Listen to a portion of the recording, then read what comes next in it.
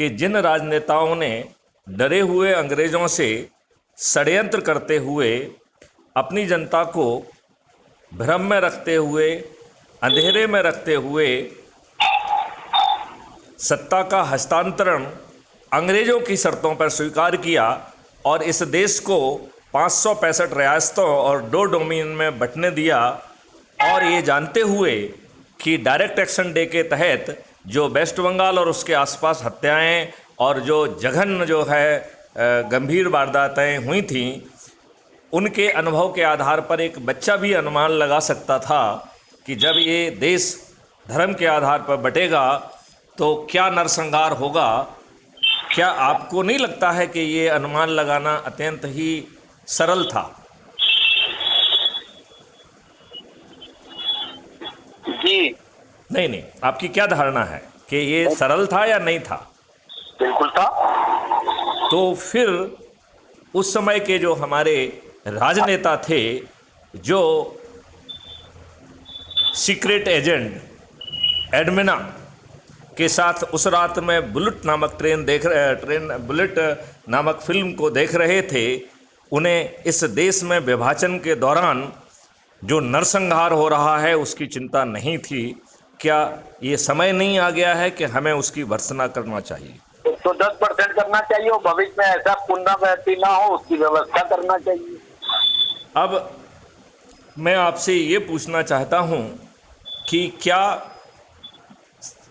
अंग्रेज़ों ने जो प्रशासनिक, पुलिस, न्याय व्यवस्था का ताना बाना बुना था, क्या उनकी मूल सोच में गुलाम भारतीयों को अपमानित करना, उत्पीड़ित करना, शोषित करना, कदम कदम पर उन्हें शोषित करते हुए, अपमानित करते हुए उनमें हीन भावना पैदा करना और इसके बाद प्रक्रिया में उलझाकर न्याय से वंचित रखते हुए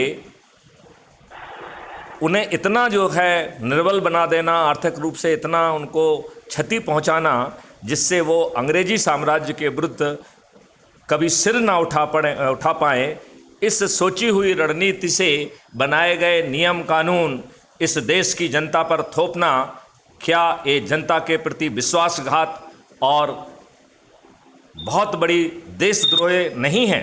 मैं इसे देशद्रोह के रूप में देखता हूं। आप हमारी बात से कहां तक सहमत हैं? मैं आपकी बात से पूरी तरह सहमत है, लेकिन मैं यहाँ पे ये जोड़ूंगा कि प्रधानमंत्री नरेंद्र मोदी जी को इन सब चीजों को शपथ लेते ही खत्म कर देना चाहिए था। क्यों नहीं किया? अब मैं इस बात को आगे बढ़ाता हूं कि क्या सभी राजनीतिक पार्टियां जाति के आधार पर, धर्म के आधार पर, संप्रदाय के आधार पर, संकीर्ण राजनीति के आधार पर क्या अपने उम्मीदवारों को शॉर्टलिस्ट नहीं करती हैं? क्या बिल्कुल करती हैं। मैंने वही तो कहा कि नहीं करना चाहिए। क्या दुष्टों, दुर्जनों, अपराधियों, बाहुबलियों, धनबलियों में इन दुष्ट राजनेताओं को विनेबिलिटी नहीं दिखती है? बिल्कुल दिखती है।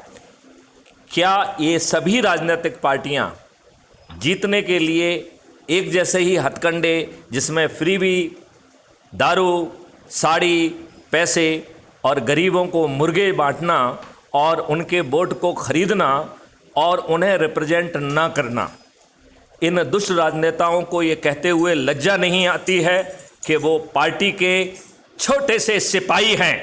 इनकी छाती फटती है ये कहते हुए कि मैं इतने लोगों का जनप्रतिनिधि हूँ, उनकी आवाज़ रखना मेरी जिम्मेवारी है।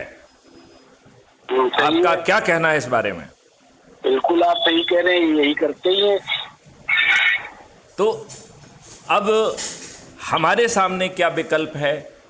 ये तो यही दुष्टता करके अपने आप को स्थापित रखेंगे। इन्होंने शुरू में भी किसको जो है ना टिकट दिए? राजाओं, महाराजाओं, जमींदारों को, जो कि आम जनता पर अत्याचार करके उनका शोषण कर रहे थे। क्या उन्हीं लोगों को टिकट देकर, और पहले चुनाव 1952 में भी इन्होंने बूथ कैप्चरिंग जैसी घटिया बातें की हैं, क्या ऐसे राजनेताओं पर अभी भी आपको विश्वास है? बिल्कुल नहीं है, लेकिन अभी जो व्यवस्था है उसमें तो अब चेंज करना चाहिए ना। जो गलतियां लोगों ने कर दी उनको सुधार कर ले अब वर्तमान सरकार। लेकिन ये नहीं, ये सवाल तो वही हो गया ना कि बिल्ली के गली में घंटी कौन बांटे। मोदी जी बांधे, आप तो वो 11 साल से हैं प्रधानमंत्री। नहीं, वो तो नहीं बांटेंगे, क्योंकि उन्हें यदि वो बांध देंगे तो वो ही नहीं रहेंगे। तो उन्हें हम अपना बांध देंगे अस्तित्व ज़्यादा महत्वपूर्ण है, उन्हें अच्छा भारत उनके लिए महत्वपूर्ण नहीं है। तो फिर हम बांध देंगे ना। करेक्ट। तो आपसे मेरा प्रश्न है, आप